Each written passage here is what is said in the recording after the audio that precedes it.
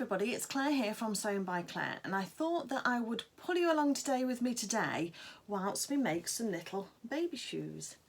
Don't know if you've seen any of these before. So they're a little bit like a moccasin style, I suppose, really, with this soft front, and then they've got a little elasticated back on them just to hold them into place. And it's actually a free pattern that I've got, and they're a great scrap buster. And if you've been sewing for your dolls or you're sewing for grandchildren, then you can either sew them as a doll accessory or you can sew them as a baby accessory for a newborn. So we're very fortunate, we've just had a new granddaughter called Harriet, and I've been making some things for her. So I've got the things here to show you what I've been making. Get everything together. And you'll recognise this fabric because I also have a granddaughter called Clementine, who's 3.5 now, and last year I made her a pinafore dress from this very same fabric, which is a baby needle cord fabric in this lovely design. It's got little gold, I think on the sole there, you can just see that little yellowy gold kind of accent there, which is really quite sweet. So I made her a pinafore dress, but I got some bits left over, and if you know me, I don't throw anything away. So I've made her a pinafore dress, which is this little one here. I haven't made this, I just bought this in the jersey because it's got the little poppers underneath and what have you. So that's a little all-in-one for her. And I've bought some tights to go with this. So although it looks quite short, as we know, this will be taken, the bottom area will be taken up by the nappy, and then there's some tights to go with it, but it opens down the back, and I've just put some little heart buttons on the back there as well. And it's fully lined. You can make it reversible, but I do think for a newborn it can be a bit bulky because you've got to double up on your buttons to make it reversible, and I think that's quite a lot of bulk or bumpiness near the spine of a young baby, so that's why I've chosen not to do that. So it's lined, but it's not reversible, but yeah, it's just a nice easy little pattern just to make. Now I did look to see if I'd got this pattern was still available on the Etsy seller that I bought it from, and it isn't, which is why I haven't so far done a pattern for this one. But if I find that it is available at any stage, then I will do a pattern for that, because again, if you've been sewing for the dolls and you're wanting to venture into children's wear or into doing this on a smaller scale, maybe for one of your dolls, or maybe this size will fit a doll, maybe, possibly, then I think it's a really good way to branch out into something that's not specifically for dolls, but you can then use it for the same thing. Or if you've got a new baby in the family, whether it's a neighbour, a work colleague, a friend, grandchild, whatever, it doesn't just have to be sort of a family member. You can even make these and then donate them if you wanted to, but they're great for using up your scraps of fabric. So anyway, that's enough about that. This is what the outfit is. So I've done that, I've done the two little shoes to match. Put those together so you can see those, and then I've also made a little bandana bib to go with it. Now again, I compromised or improvised because I hadn't got enough to do the pointy bit on the end of the bib on the banner from the fabric cut I've got, so I just rounded off the bottom. I've put it on with some little poppers on the back here, a couple of adjustable poppers there just for baby's neck so it's not too tight, but then that just matches onto the outfit, and that will scrunch down under baby's neck, and then that will go with the outfit. So the little ensemble together is the pinafore dress and the little bib, and then the little shoes. So today I'm going to show you how to make these shoes, because I think that, I mean, this is size 1 that I've done and sort of fits in the palm of my hand there, kind of like that. So it's some sort of guide of the measure. Where's the tape measure? I'll just tell you how long these are from toe to heel. 3.5 inches from toe to heel. So yeah, and they're a fun little make, and they're great for scraps. So again, something else that you can do and either donate, or you can sell, or you can just pass on. And the good news is that the pattern I've got in my freezer bag here is a free pattern from Spoonflower. So it's very available online, and I'll pop the link for it, the link's on the front here, I'll pop the link in the description below. So if you pop into the link below and then download it, and you'll just need a printer so that you can print off the pages. Now I didn't print off all the instruction pages, I generally print off the front cover so I can pop that in my freezer bag so that I can keep it together.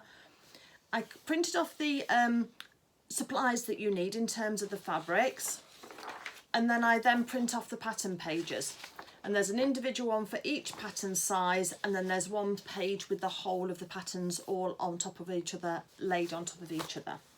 So I'll put the link below, and what you'll need to do is go to the Spoonflower website and download your pattern and then print off the pages that you need.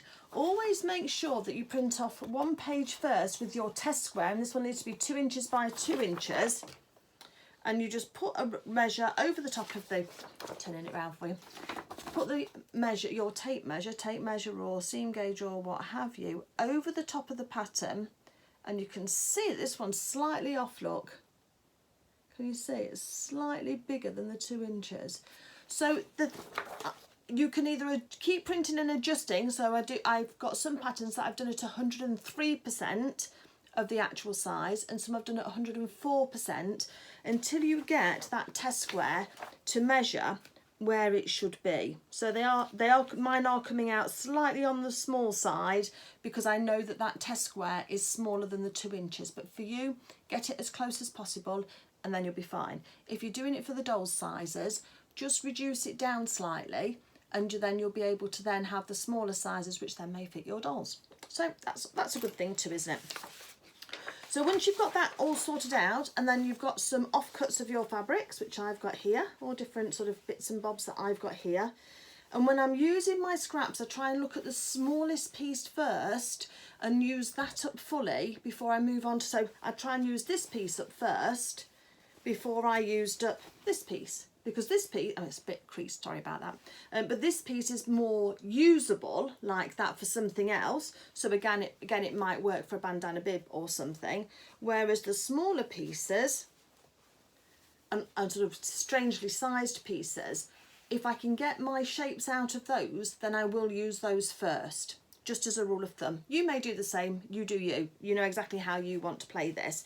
But that's what works for me. So I've got a selection of scraps here, could all do with a press, and I've got my pattern. So the first thing we're going to do is get some tracing paper, and I'm going to choose the size I want to do, and I want to do, I might do size 3 actually, because I know that size 1 looks quite small, and apparently Harriet's got big feet, or bigger than average feet.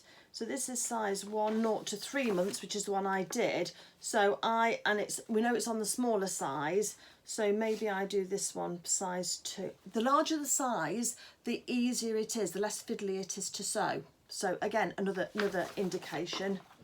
But yeah, probably do size 2 or size 3. So let's get our pattern, let's get our tracing paper.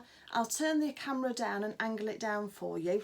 I would show you what they're going to look like at the end, but they're going to look pretty much like that, but bigger. So I'm not going to do a Back to the Future little insert, because we'll just get straight onto it, because you've seen how these turn out, and they really are very adorable. And I have used a different fabric for the lining, which is actually an old shirt of Rob's. So being as it's for his granddaughter, well, our granddaughter, but his granddaughter, then I thought that was quite apt. And old shirts are a really good source of just a light fabric that you can use for lining really easily. Just take the buttons off, and there's a video on my channel for how to collect or how to cut down your shirts or blouses in order to get the most usable fabric space out of them. So that's what I use for, and I will be using that again for these. So I'm just going to make them exactly the same. Okay, camera down, and let's get tracing.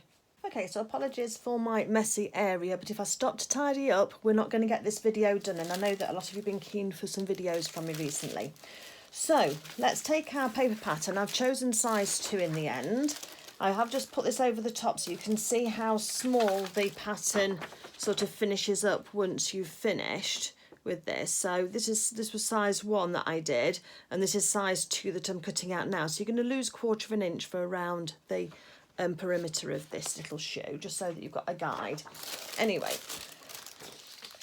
so as normal, let's just put our tissue paper over the top of our pattern. Let's trace on this dash line, which is our cutting line on this pattern. Oops, make sure we can do it accurately. Let's trace in the grain line as well, because that's going to help us make sure that everything is the right direction. So let's just trace that in as well.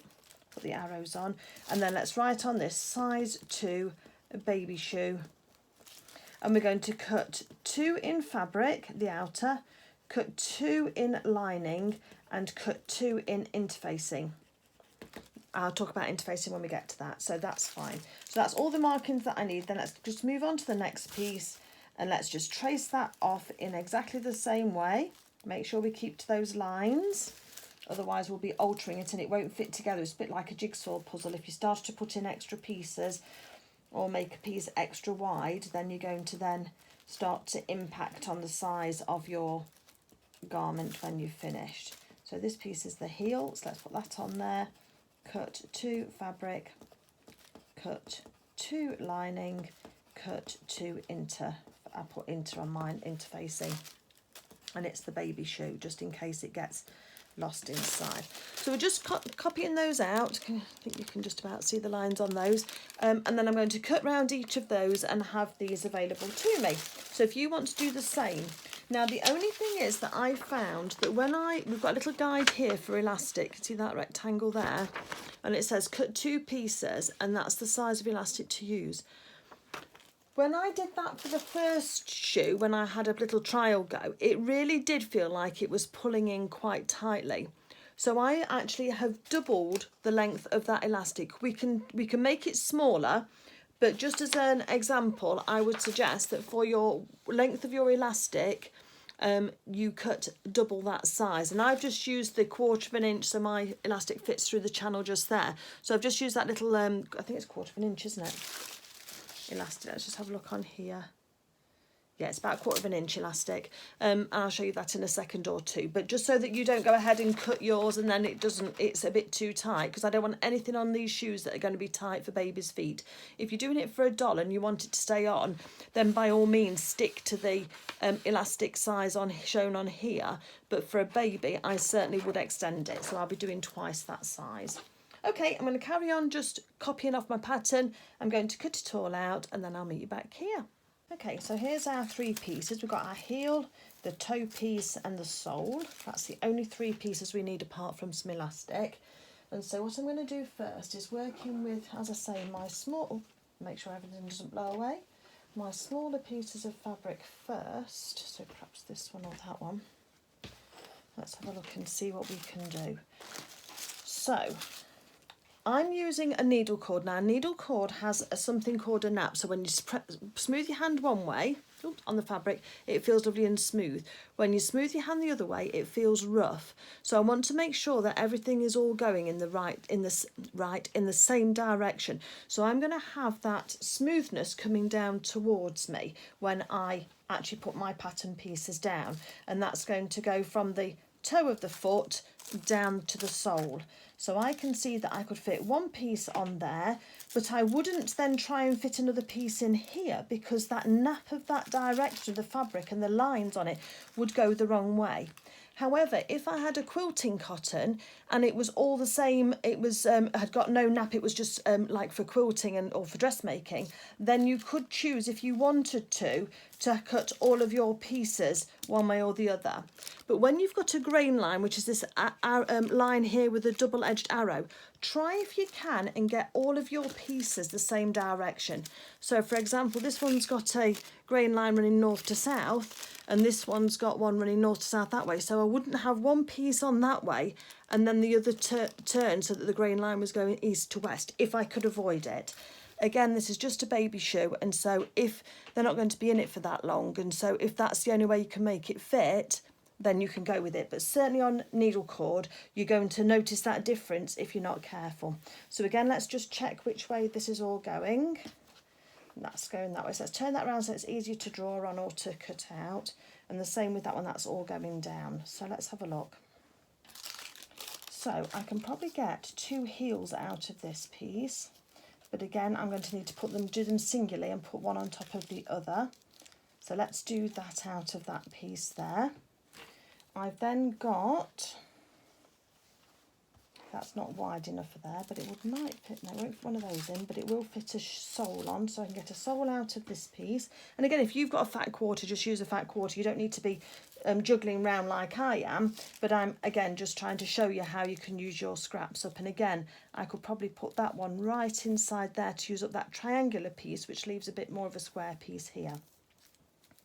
So let's start and pin some of these on to make these work. So this piece here is going to have my 2 heel pieces on. Let's pin that on, and I'm just pinning them on gently now just to start. So that's my 2 heels. This here is going to be for the foot. So I know I can get one out of here. So let's take that right down to the bottom here and just pin that on. That'll give me 1, and then I'll be able to get another one up here. So that'll give those 2 of those. And then up here, we might well be able to fit 2 of the actual toe pieces as well. So just juggle your fabric around on your scraps or on your yardage until you've got everything cut out, and you need to cut out 2 of each of your pieces out of your fabric. Then go on to your lining fabric, and I'm going to be using this pure white. As I say, it's an old shirt of Rob's. This is actually part of the sleeve, and you can see because it's got the top of the sleeve here where it was circular cut out, and it's just going to give it just a nice lining for it. So that's that. And then you're going to need something called interfacing. Now this interfacing is fusible, which means that when you use your iron, it melts little glue dots on the wrong side of this, on the rough side of this interfacing, which then sticks onto your fabric. So if you've got a bit of fabric here, you'd then put the interfacing, the rough side, down against the wrong side of your fabric, and you would then use a press cloth. So you'd use either an old scrap of fabric, or you'd use a fabric handkerchief, or you could use a tea towel or a pillowcase to put over your interfacing, so that the heat and the steam will go through and just melt that glue and make that one with the piece of fabric underneath.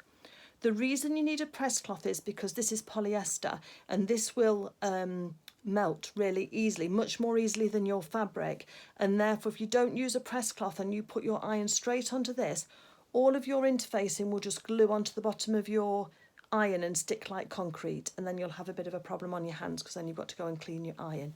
So just have a scrap piece of fabric. For people who know me and who followed my videos, you know I use something called silk organza, and you can buy this by the ½ metre if you want to. I looked recently for somebody and it was £7.99 for ½ metre, but the ½ metre was 150 centimetres long, and then by the 50 centimetres wide, and as you can see you can get several pieces out of that, and I just overlock the edge. It is 100% silk though, and that's so that it doesn't melt in the same way that the interfacing will, and you'll see when I'll show you when I fuse these on, and I just put my silk organza over the top of the interfacing, which is on my fabric piece on the wrong side, and then I put my press cloth over. I can see through it to see what I'm doing, and then I just press, and that then adheres that to it. And an interfacing, what it does is it just strengthens and stiffens the main fabric. And in this case, I'm going to be putting my interfacing onto my lining fabric, because the needle cord has a certain stiffness to it anyway because of the nature of the fabric.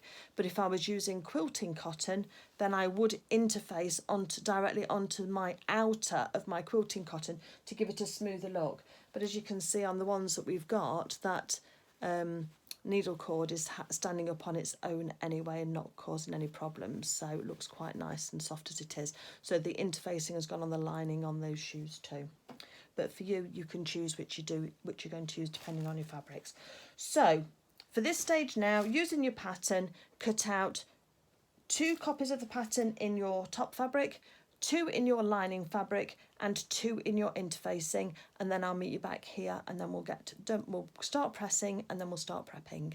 When I'm cutting out the fabric for my lining or for my interfacing, because it's a much larger piece, I can just fold that piece of fabric into half and put my pieces on my fabric, call it on the double, so that I'm cutting out 2 pieces at once, and that then makes it much easier then for cutting out as well. So just juggle things around to get them as you want them, so that they fit nice and easily and correctly onto your fabric, but without skimping. You don't want to cut, as they say, don't spoil the boat for a halfpenny worth of tar. Make sure that you use your fabric as economically as you can, but don't scrimp so much that you then spoil the final outfit or garment or whatever it is that you're making.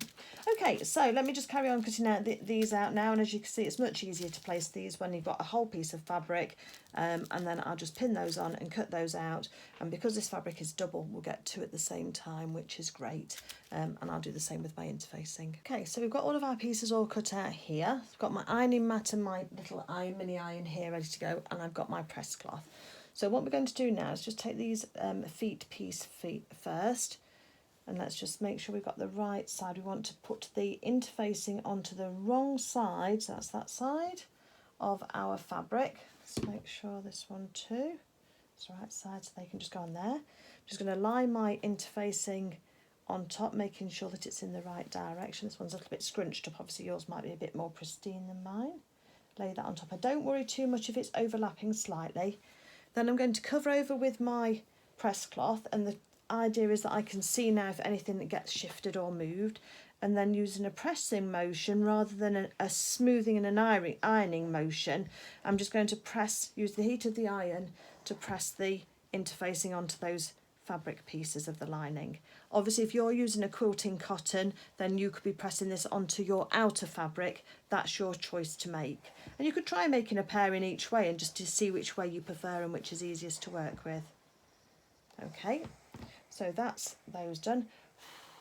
Give them a little blow just to cool them off. Where it's overlapped, you'll see that the fabric does stick to your ironing board, and then all I do afterwards is just trim up that shape, being careful to catch any of the little offcuts because they will get stuck onto your iron if you're not careful. So just be aware of those, and we're just trimming these pieces down just so that they're sort of matching as closely as possible the original item. Just peel that one off as well. And you can tell that that glue has stuck completely to that fabric. And if I just compare for you, let me just trim this one off first. Won't take me a second. Collect all the little bits off your iron before you do any more pressing, because they will stick, as I say, to the bottom of your iron. Ideally you'd move away, but I'm working in a confined space. So if we look at this piece of fabric now, which is the lining that's got the interfacing on it, and compare it to the other piece of fabric, can you see how much stiffer it is than the heel of the fabric where it's not had any interfacing added to it? So that's the difference that the interfacing makes. You can buy it by the metre online. This is just a medium weight fusible or iron-on interfacing. And then once I've done those pieces, just pop them back again with your outer so that you've got those together. And then go ahead now and press onto the fabric, your interfacing onto your heel and onto the toe piece of your fabric.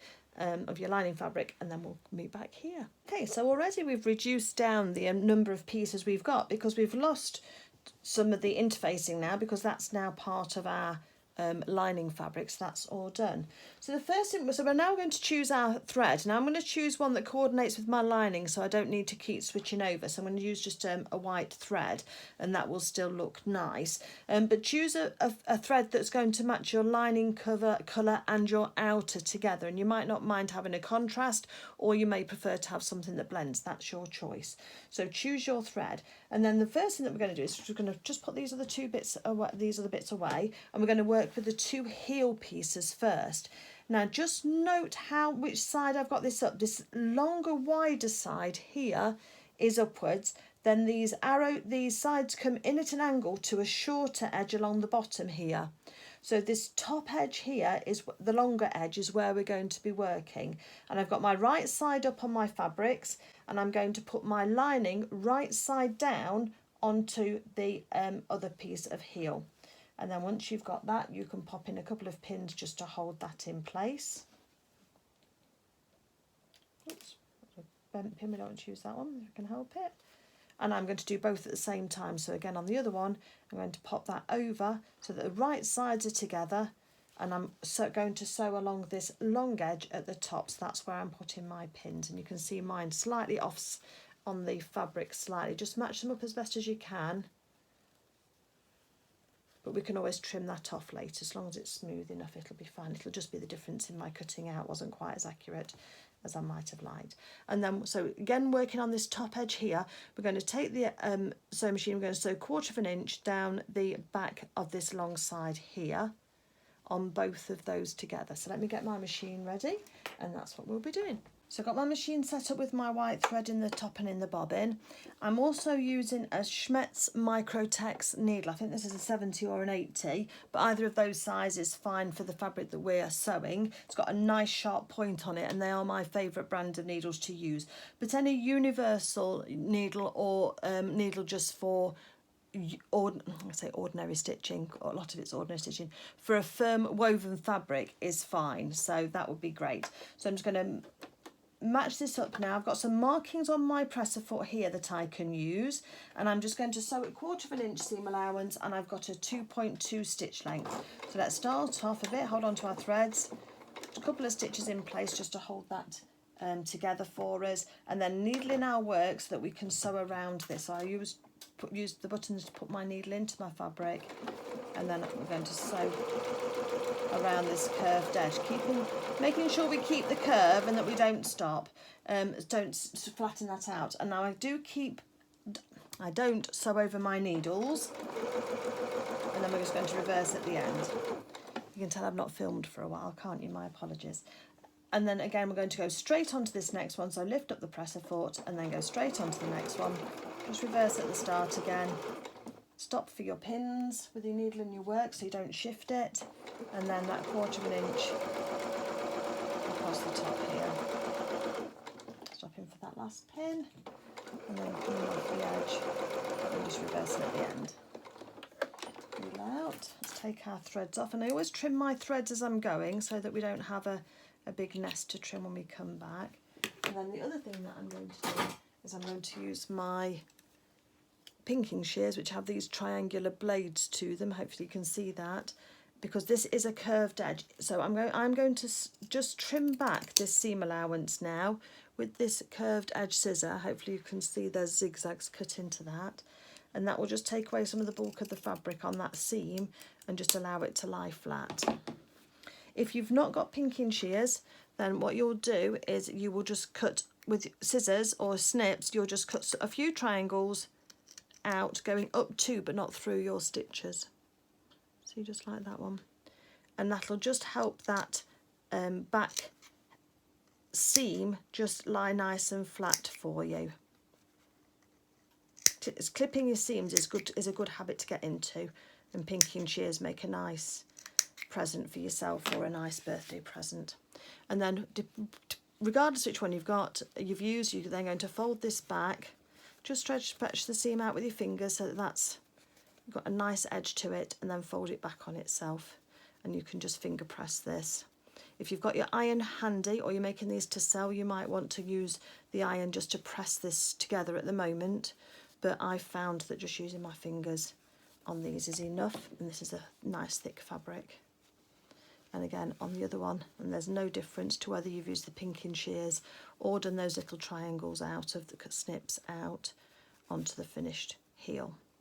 So the next thing we're going to do now is we're going to put this back into the machine again, now that we've got this flat, and so let's just line up these bottom edges for ourselves so that that's all nice and neat, making sure this is all keeping to that curve, and you can see that curved edge there now. And then we're going to sew just over 1/4 of an inch on the back here, because we need a channel to fit our elastic through, and this is the elastic that I'm going to be using, and this is 1/4 of an inch wide. So I can't do my channel 1/4 of an inch because otherwise there won't be quite enough room to get the elastic through. So I'm going to sew it just over 1/4 of an inch wide.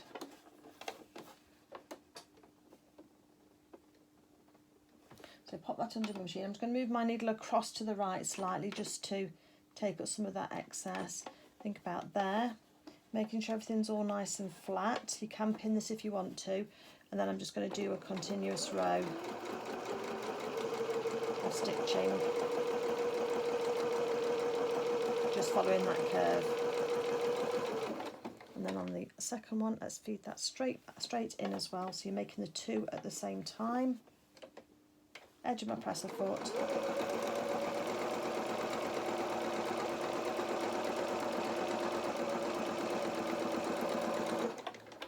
that's got those two sewn. Where's my snips gone? Take our threads off, keep everything all nice and neat, and then we've got that channel sewn in there. Next thing we're going to do is, using your elastic guide on your pattern, let's cut our piece of elastic. So I know they say that that's the only size elastic you need, but that's quite fiddly to work with. So I'm going to double mine on each shoe. So that's my size of elastic compared to the size they suggest. We can always snip it down, don't forget. And I don't think it's wasteful, because I think it's for a baby shoe, and so I think it's very important that they're not too tight on the back. Right, so that's all the elastic that you need. It's not much. So then the next thing you're going to do is get the safety pin, or you can use something called, I think you call it a bodkin, don't you? Now I've got a little gold safety pin here, and I'm just going to thread that onto the end of the elastic. So take a nice bite so it doesn't get lost halfway or unravel halfway through your shoe. And then I'm going to feed the edge of the safety pin, that's the word I wanted, into that channel and give it a wiggle just to get it started. And then you're going to have to push on the safety pin so that the fabric bunches up, and then grab hold of the safety pin with your other hand and then pull the fabric over the edge with the other. And if you keep doing that and inching it forward, it is a bit of a slow process because it's quite a tight channel, then you will gradually move the safety pin through the channel and it will take the elastic with it.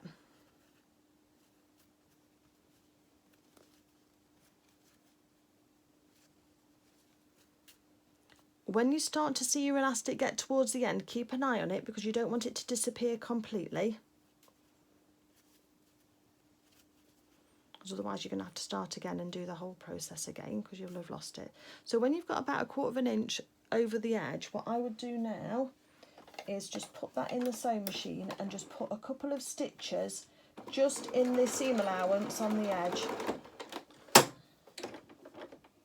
It's like the machine keeps jumping down.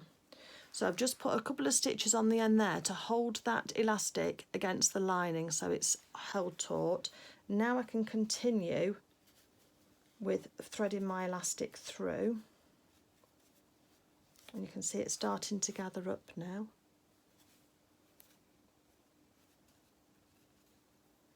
If your pin undoes halfway along, then it can be a bit of a nuisance.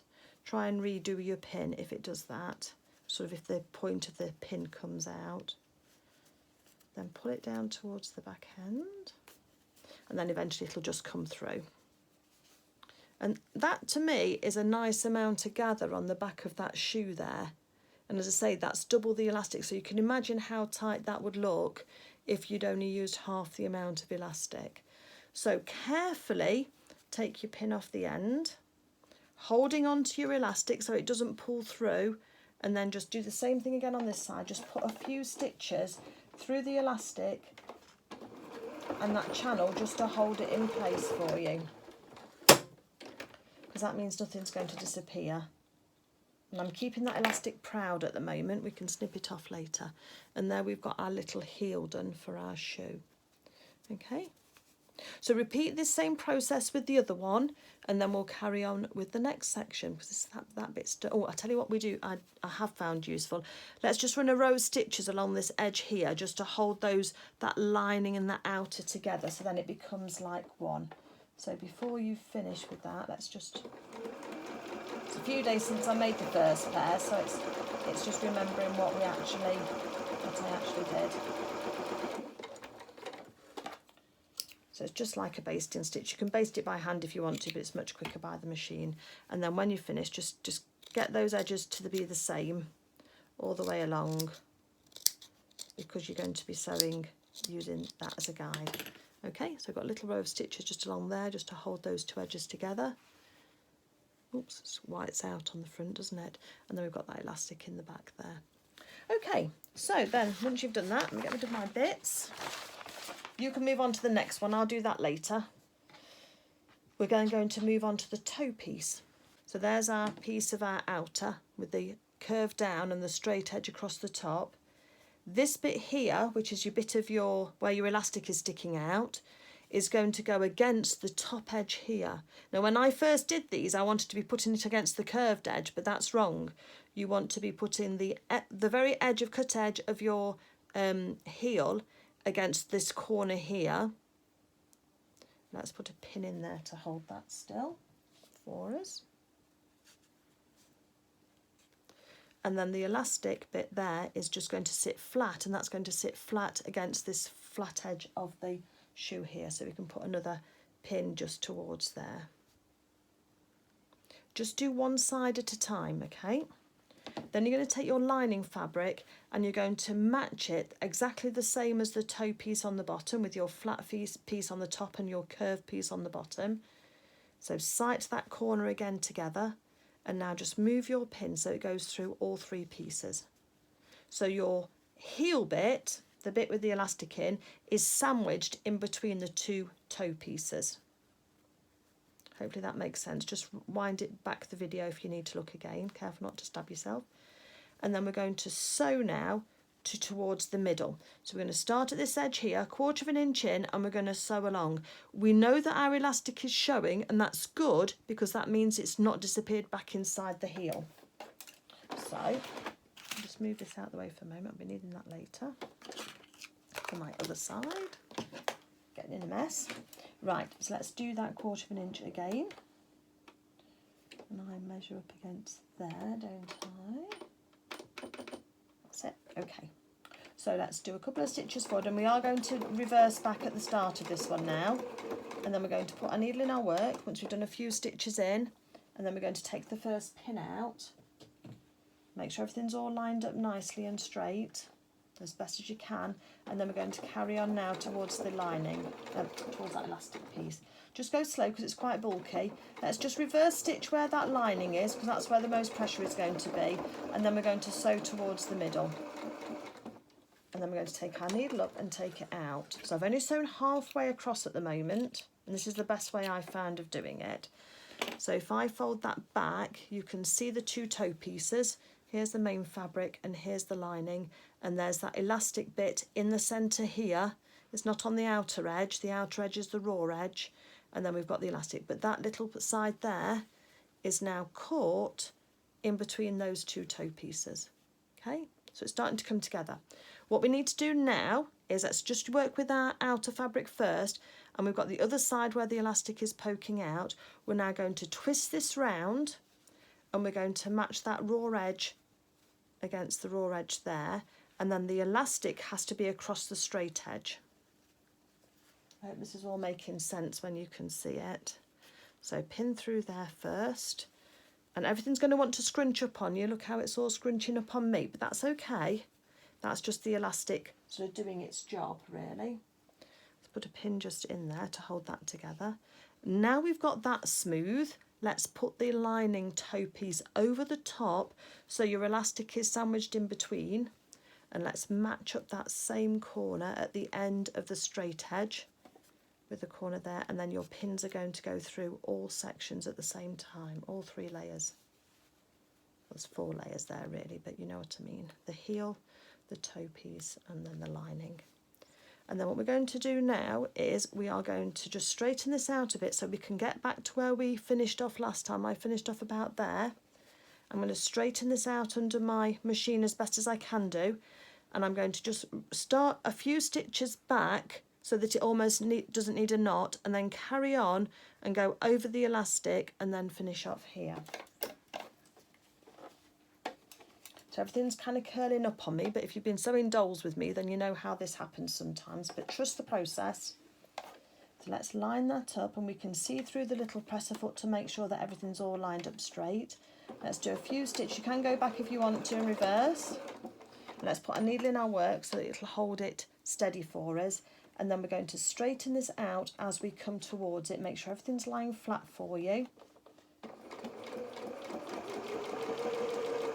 Let's stop for the pin, take that out, but over this elastic I'm just going to reverse stitch so that it's reinforced, and then we're going to carry on still with that 1/4 of an inch seam allowance to the end and reverse at the end as well. And you'll see how this all works out. So that's our starting thread and off. Okay, So now when we fold back the lining and we fold back the toe piece, the top toe piece over the top, we can see we've got our little hole for where our foot goes in, which is this little hole just here, look. So we've just sewed the heel part, which is here, to the toe part, which is here. And we're self-lining as we go. How cute is that looking already? Okay, so now, once you've got this all folded back properly, pull your lining and your toe piece so that they're nice and flat and they're the right edges. Make sure this is all lined up properly and you've got a nice edge on the edge there, just where the opening is. Just make sure the lining is kind of tucked a little bit towards the inside so you don't see that. And what we're going to do now is we're going to sew from the edge here, across here where the heel bit went in the elastic, all the way across the front and then over the back here. And we're doing a little bit of top stitching, which is just keeping this all nice and neat over the top here. So let's line it up in our machine. I've still got it on a 2.2. Again, it's going to want to fold up because of that elastic, but just work with it as best as you can. Just do a bit at a time and don't go too fast. Turn your machine down if you need to in order not to go too fast. And then we're just going to start stitching about 1/8 of an inch. It doesn't want to start on mine. Let's move it along slightly.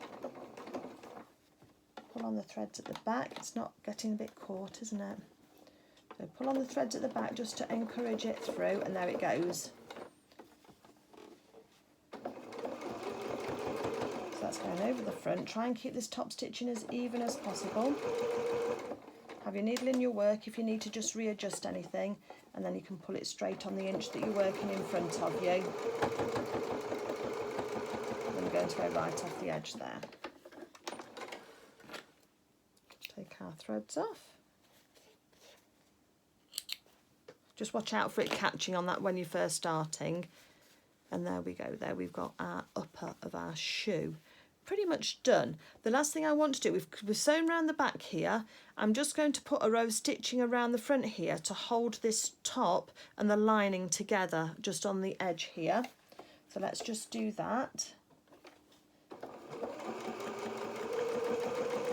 Just within any seam allowance, so it's only about 1/8 of an inch from the edge, just a smidge.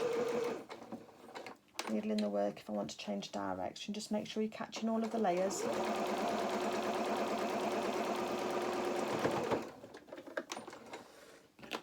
I'm just about to play and bobbing chicken with my machine at the moment. And then once we've got those threads off, now what I want to do is now just trim back see where my lining is going over. You're going to get some of that unless you're really, really precise, but don't worry. Just trim that back a little bit so that both your lining and your outer are at the same point. So sometimes you might have to trim some off your outer, which I do have to just here, just a small amount, but just make those even. And sometimes I have to do it out off the outer or off the lining just to make that nice and neat on the side and as smooth as possible. Okay, so I've only taken off, let me just put these in my hand and you'll see just the smallest amounts, but that'll just help improve your accuracy when you're doing your sewing. Or a little bit more there maybe, but you know, we're not talking huge amounts. We're not changing the shape fundamentally. Okay, so there's our little shoe looking all lovely so far. The next thing we're going to do now is take one of our soles. Now make sure that you know that the wider part is the top part, and that's going to go against the toe, and then this narrower part is the heel, and that's going to go against the back here. So the best thing to do is to fold this in half lengthways and either put a little pin or a little snip just at the halfway points, just to help you get that sole in equally. So I've got a pin top and bottom now, and there's my wider part, so I know where that is. And then I'm going to do the same with the shoe, but I'm going to do it so that it's right sides together. So put your seams where your heel meets the toe. Sorry, yes, the heel of the pattern piece. And let's just put another pin at the top there, just to hold that in place. And then let's do the same with the bottom. So I'm just smoothing out the back there. I know it's gathered on one side, but you can just smooth out the back until you find that halfway point and just put a pin in there. Now, matching right sides together, let's go to the toe first and match those 2 pins at the same point. Take both out and put one back in again, just to hold that in place. And then let's go to the heel part. Put those 2 pins on top of each other. So they're exactly on top of each other, like that. See the red and the green? I'm going to take out them both and then just choose one to put back in again, having held it with my finger and my thumb. What you can do then is gradually move around your toe of your shoe, and you're just going to pull it, so the sole of your shoe, so that the raw edges meet together, and it should fit perfectly if we've used the right seam allowances all the way around. If not, just fudge it as much as you can do in order to make it smooth and to make it right. Make sure that you're pulling out this heel section here to make sure that that's all nice and flat. And then when I pull it out and pull it flat, look, see how it all sits nicely. So that's like that. So this is like doing the sole of lunar lapping, isn't it, on those legs when we have to put those feet pads in. There's no difference at all in the process, if anybody's been watching me do those. And by the way, I'd love it if you'd leave me a comment if you're enjoying these shoes or who you're going to be making them for. I'd love it if you'd leave me a comment on the video, and if you feel like giving it a thumbs up, that would be great as well. And then you're very welcome to subscribe to my channel if you want to see what else that I've got in mind. I do dolls, I do dressmaking for adults, and I do dressmaking for children. I also then do videos on general things. I've got a secret project for a quilt on the go at the moment, which you might be able to see the video for if you're interested in watching that while you're hand stitching on another project. Lots of things, so it's all good. So what we're going to do now is, you can, if you want to, you can tack this, and there's no shame in tacking that at all first to get rid of all of these pins. For speed, I'm going to put this straight onto the machine. But can you see how flat that sole is? Hopefully you can see. You can see a little bit of sort of like movement, but it's not got any puckers in around any of those edges, because you would sew in any puckers if you've got them. That sole is going to go flat down against the bed of my machine, and I'm going to move my needle across to the left so that it's only on just under 1/4 of an inch around the edge of this shoe. Let me show you what I mean, because I want to be moving, so I don't want all of my presser foot on this shoe, because that will make it more difficult. So if I move I've got a stitch on mine that's a number 2, but you'll have a different one, and it means that my needle has moved right across to the left hand side over here, so I can then I'll have to eyeball my seam allowance, but it means that I've not got much of my presser foot on, and that will make it easier to work with. And I'm going to go round the toe first, because I can get rid of most of these pins that way first, before then coming back to work against the heel. Just make sure, I mean there it doesn't look like it's quite lined up properly. Let me just redo that one. You just want to make sure that you've got your raw edges together, because that's going to keep your size together of your shoe. Okay, so starting on the side of the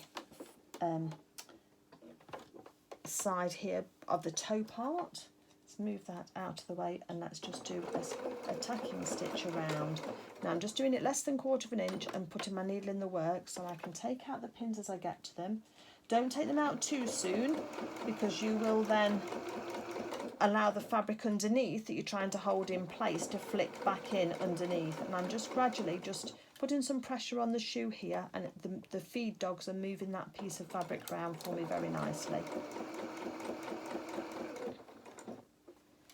So remember that I got the right side of the fabric for the sole against the right side, the outside of the shoe.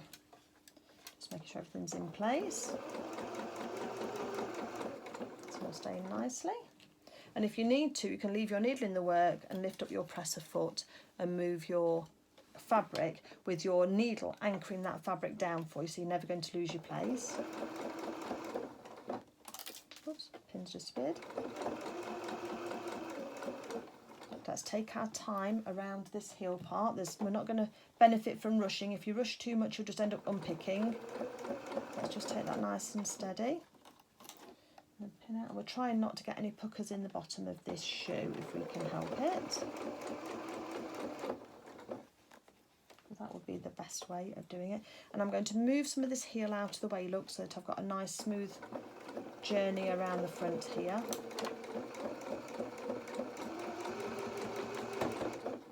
And I'm sewing all the way around to the end. So now our sole is attached onto the bottom of the shoe like that. I've not attached the lining. The lining comes next. So then let's get our lining piece now. Let's fold that in half and put our little pins in to mark where those halfway points are. That's it and that's it, okay. And then let's do the same with our shoe again. Put those bits on the edge just to make sure that's all right. If you'd marked these already, you can do, but it was just, I just didn't want to be marking permanently. I don't mind just measuring it again just to make sure that it's right. And let's do the same process again, but this time we are going to sandwich the upper and the heel with the lining. So there's our sole attached on, and we're now going to sandwich this section here with the sole. So let's get the wider part, which is the toe. Let's match that so the right side of the lining goes against the right side of the inside of the shoe there. Take out both pins and put a pin through. And then let's go to the other side again and match those 2 points up on the heel, both pins out, and then just replace one. Okay, we've got our starting point. Now choose a section. Now I found that I like to do the section on the side here of the toe. Can you see there's the elastic? And then just round here, because you need to leave a gap open to be able to turn the shoe round. So firstly, let's just pop these pins in to hold the shoe together till we get to where it joins the toe, the heel joins the toe part on the pattern pieces. And let's do the other side just here.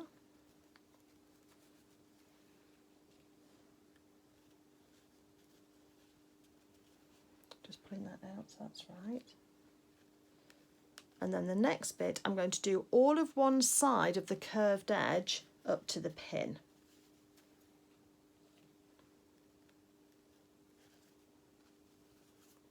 Making sure that's all sticking together. It's a bit bulky on the inside, but it should work for you.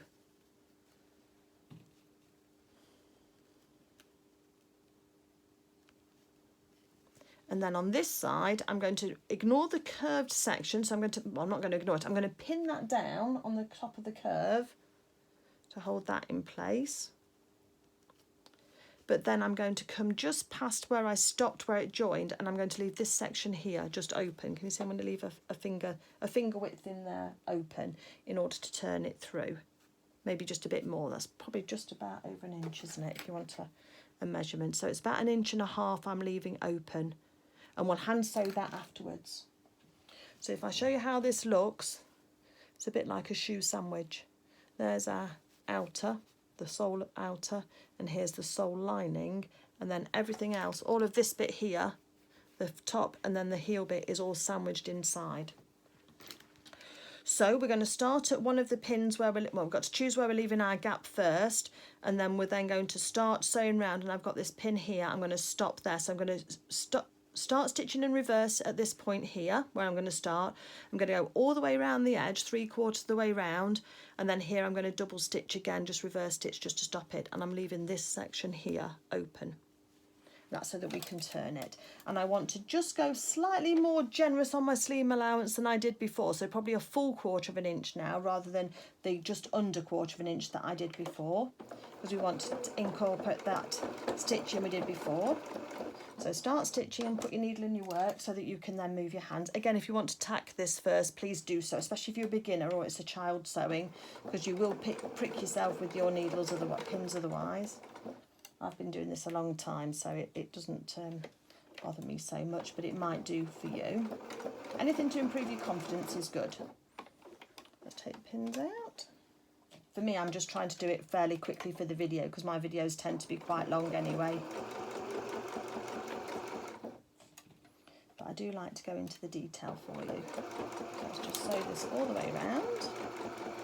And you can see in real time how I'm sewing this so that you know not to go too fast and too zoomy. Try and keep to the curves that you've got on that shoe.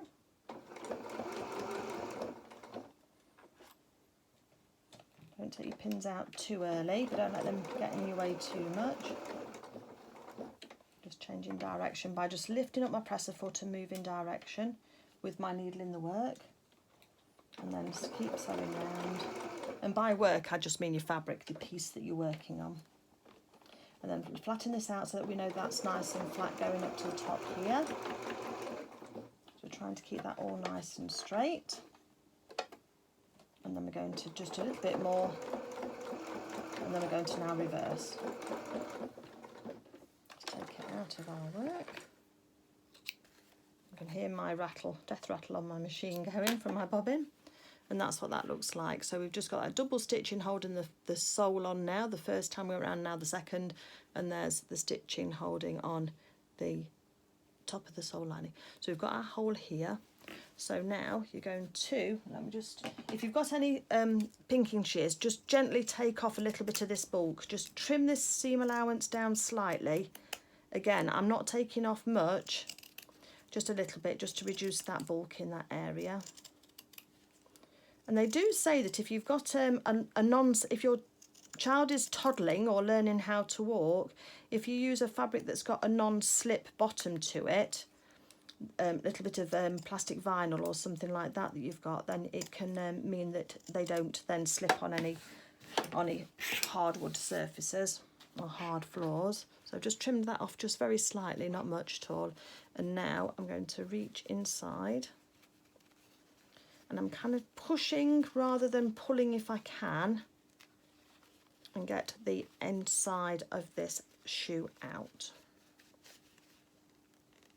And yes, it is a little bit fiddly, but you can do it. Just pull those two sides apart and tuck your foot up inside, and I can see a little bit coming through here. So let's grab hold of that now. It's going to give me some anchorage and something to pull on.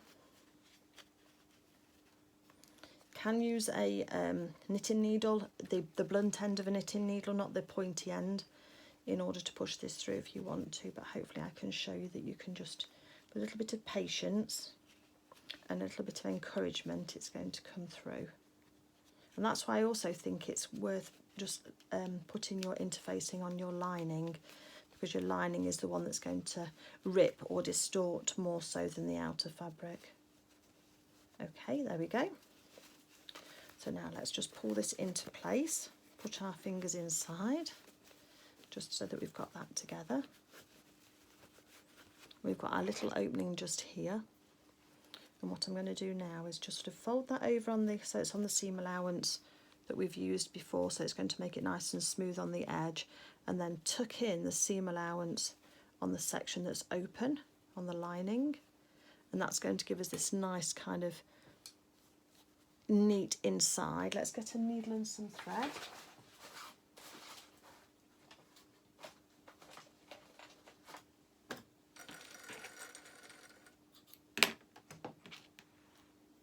And we're just going to slip stitch that closed.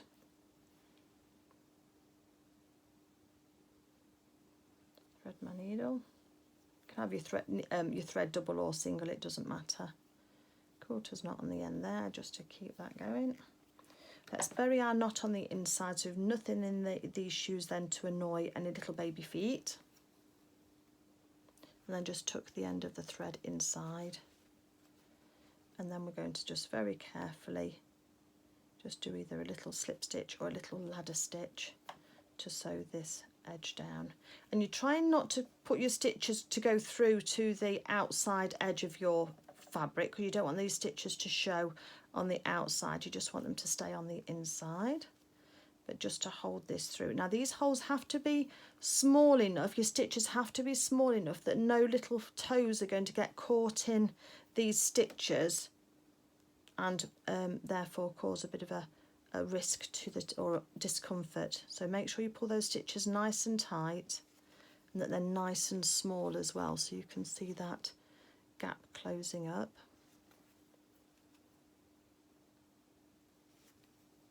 And I do think these make a lovely, lovely little finishing touch for an outfit. So if you've got a little baby outfit you're making, or a little cardigan, you can make some shoes to match. Or if you're making a dress for a child, then you can always do a little dolly dress out of the scraps and maybe do some little dolly shoes to match, because it would be very simple to make these a little bit smaller still. I think there will be a point at which they'll be too small to use for comfortably to sew by machine anyway, but just see how you get on. So there we are to the end there. It doesn't take long just to hand sew that up, and I've got that quite nice and tight, so no little toes are going to get caught in there at all. And then let's just do a few stitches along the edge here, and maybe a little knot that we can just do around twice and hold on to that just to tighten that up. And then just lose that thread. Let's put a long end on our threads. Let's just smooth that through the lining, not through the outer. Give ourselves a nice long edge. That's it. Snip that thread off. And then let's turn this round the right way, because we are there really. We've finished. Just making it look nice. And obviously at any stages you could have given this a press if you'd have wanted to. I found that they don't really need a press so much.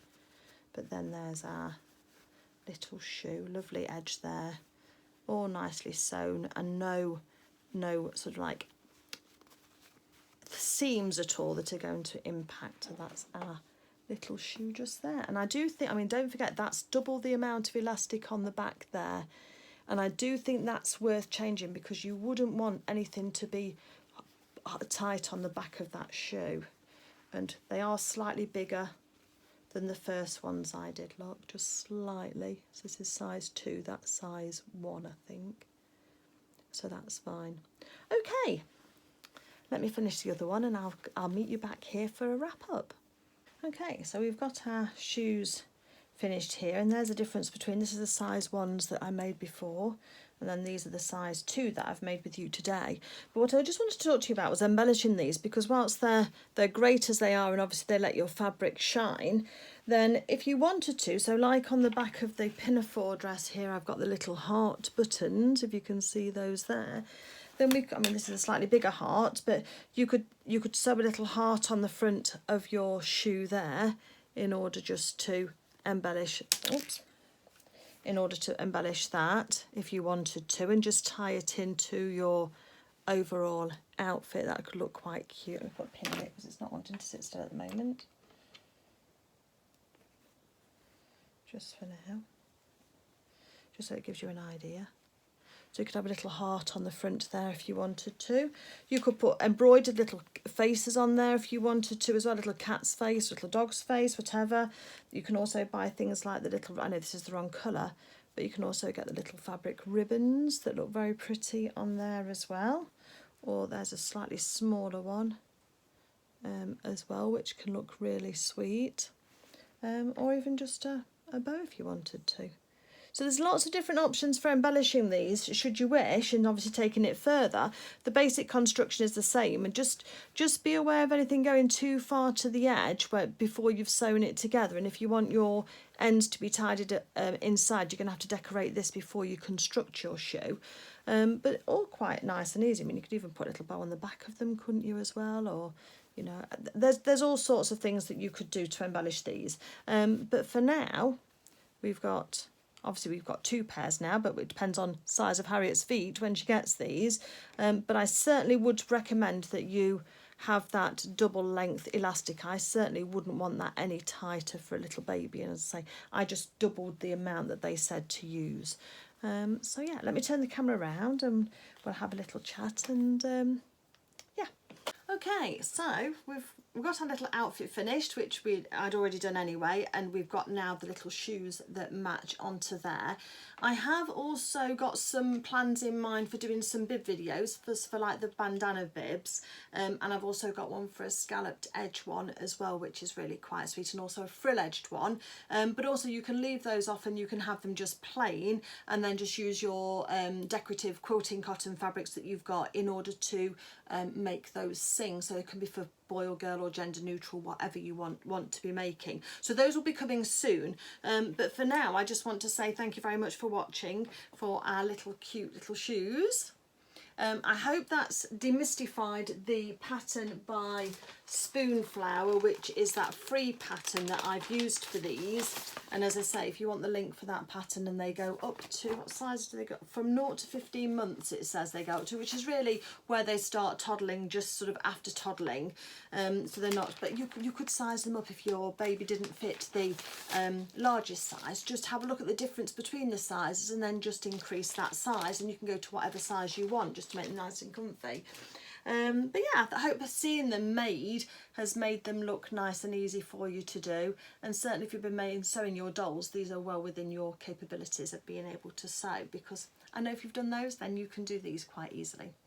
So if you have enjoyed the video, I'd really love it if you'd leave me a comment. That would be really grateful. That really does help my channel, just leaving some sort of comment. It can only be one word if you want to, but that really does help my channel. If you want to give it a thumbs up, or if you want to become a subscriber as well, then I'm very grateful too, but obviously there's no pressure to do that should you not wish to do that. But yeah, so I'm flying tomorrow morning. I think we've got to be up at the ungodly hour of 6 AM in order to fly off, and we should be delivering this little outfit to Harriet, and I'll be having my first cuddle with her, and I have to say I am so excited to give her a cuddle after seeing her on the Zoom calls for the last 3 weeks. Then I'm more than ready to get my hands on her and have a squeeze. And I'm going to take, also it's another little tip, I'm going to get a little notebook, just a small one, both for her and for Clementine, and put their names on it. And then I'm going to make sure that whenever I visit them, because I'm what to call it, a satellite grandma. I live away from them. We live in Spain, they're in the UK,